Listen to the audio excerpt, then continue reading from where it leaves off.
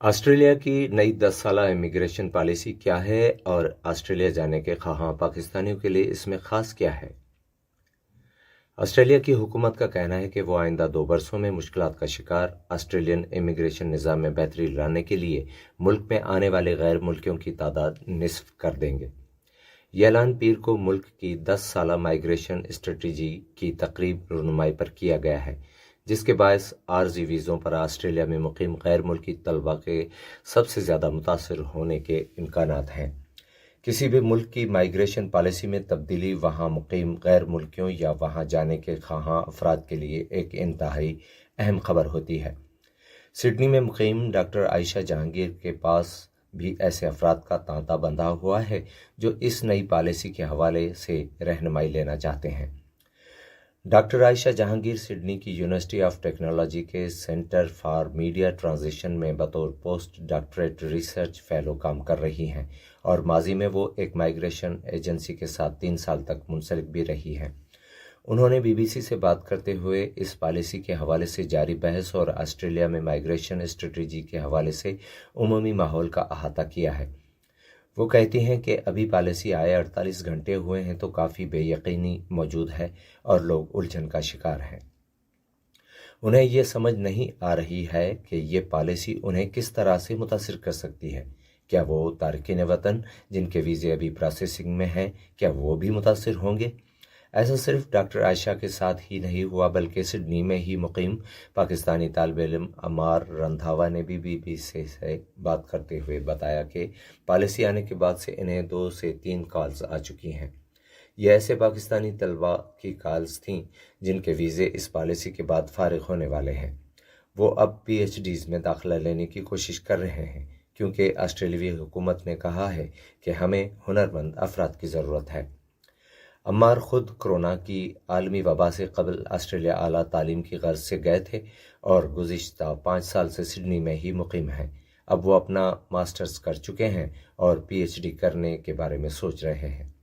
अमार बताते हैं कि इनको कॉल्स करने वालों में से कुछ का पढ़ने का वाकई दिल है, लेकिन कई का दिल नहीं है, लेकिन वो फिर भी PhD के लिए प्रपोज़ल लिखना चाहते हैं या ऐसे शोबों में दाखिला लेना चाहते हैं जिनकी ऑस्ट्रेलियाई हुकूमत को ज़रूरत है। ख्याल रहे कि ऑस्ट्रेलिया के इदारा शुमारियात के मुताबिक गुज़िश्ता 1 साल के दौरान मुल्क में आने वाले गैर मुल्की तारकीन वतन अफराद की तादाद 5,10,000 रही है, जबकि कोविड की पाबंदियाँ लागू होने से कबल ये तादाद सालाना 2.5 लाख के लगभग हुआ करती थी। लेकिन ये नई 10 साला पॉलिसी क्या है? इसे ऑस्ट्रेलियाई हुकूमत की जानिब से अब क्यों लागू किया गया है और इसके बारे में ऑस्ट्रेलिया में मुकीम पाकिस्तानी क्या सोच रहे हैं, आइए जानते हैं। तो किस्सा मुख्तसर, ऑस्ट्रेलियाई हुकूमत ने पीर को नई 10 साला माइग्रेशन स्ट्रेटजी का ऐलान करते हुए कहा कि इसे जून 2025 तक गैर मुल्कियों के लिए मुल्क में दाखिले की सालाना तादाद कम करके 2.5 लाख तक महदूद करने की उम्मीद है। सरकारी आदाद शुमार के मुताबिक ऑस्ट्रेलिया में इस वक्त लगभग 6.5 लाख गैर मुल्की तलबा मुकीम हैं और उनमें से बेशतर पहले आर्जी वीज़े स्टूडेंट वीज़ा की मियाद पूरी होने के बाद दूसरा वीज़ा हासिल करके यहाँ मुकीम हैं।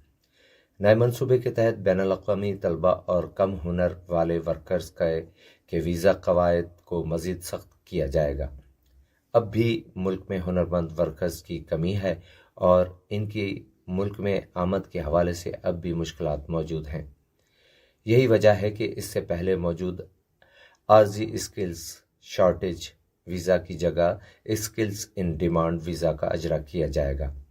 इस 4 साल पर मुहित वीज़ा के लिए 3 मुख्तलिफ रास्ते होंगे।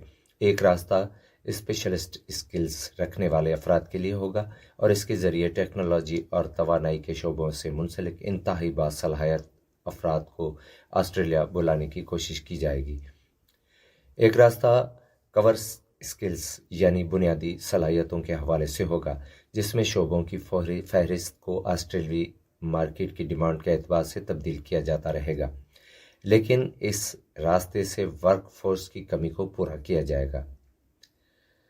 तीसरा रास्ता ज़रूरी सलाहियतों के हवाले से यानी हेल्थ केयर जैसे शोबे जहां वर्कर्स की कमी है, इसके हवाले से तफसीलात अभी ज़ेर गौर हैं। ان نئے قوانین میں بین الاقوامی طلباء کے لیے انگریزی زبان کے ٹیسٹ یعنی آئلٹس کے حوالے سے سخت معیار رکھے گئے ہیں۔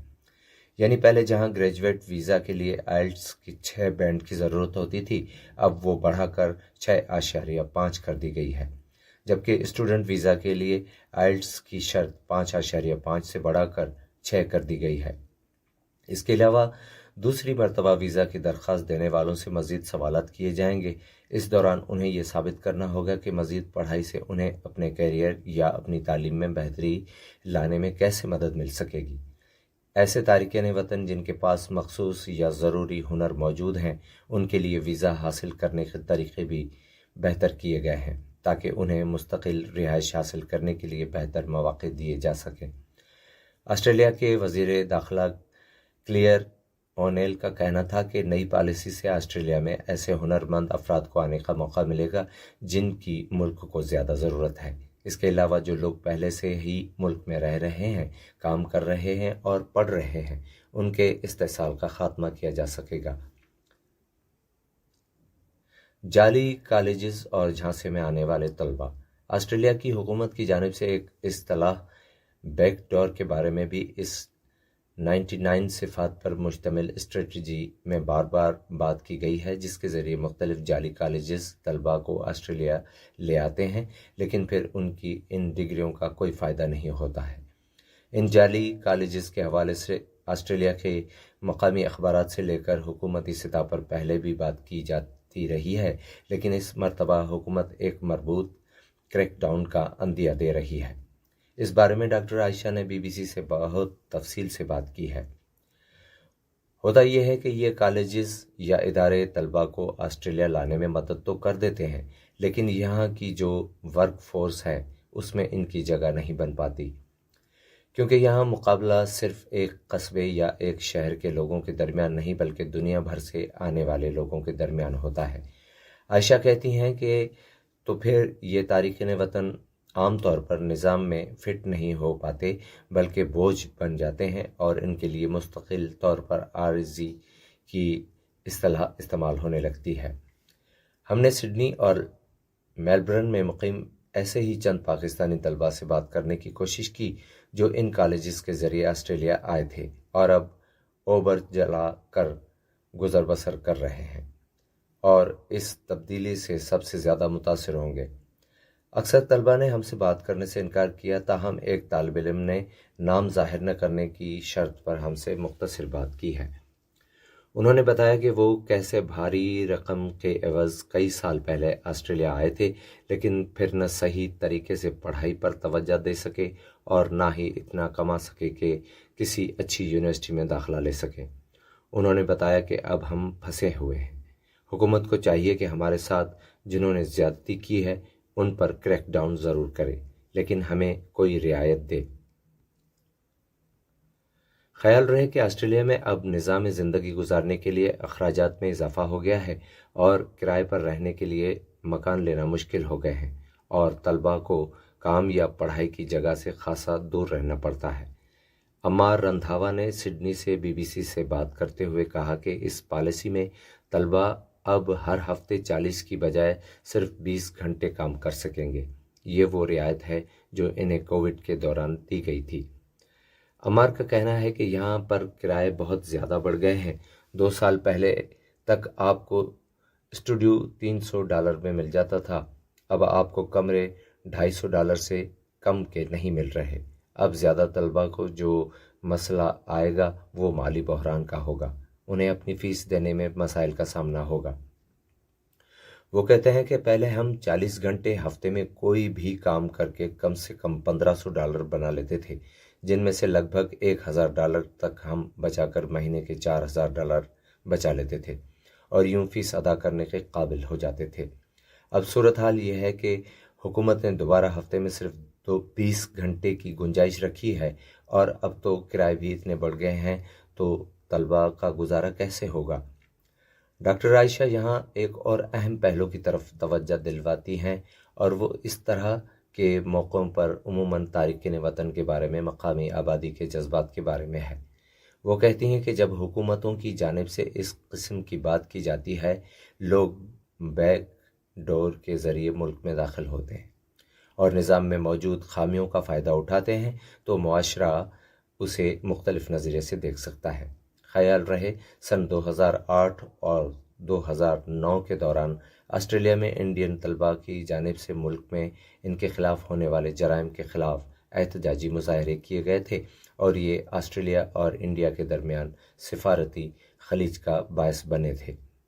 ڈاکٹر عائشہ کہتی ہیں کہ حکومت کو چاہیے کہ وہ آسٹریلوی شہریوں کو جا کر سمجھائے کہ یہ کریک ڈاؤن اس لیے نہیں کیا جا رہا ہے غیر ملکی طلباء کی غلطی ہے، بلکہ اس لیے کیونکہ یہاں کی مقامی چھوٹی کاروبار ہی اس خامی کا غلط فائدہ اٹھاتے ہیں۔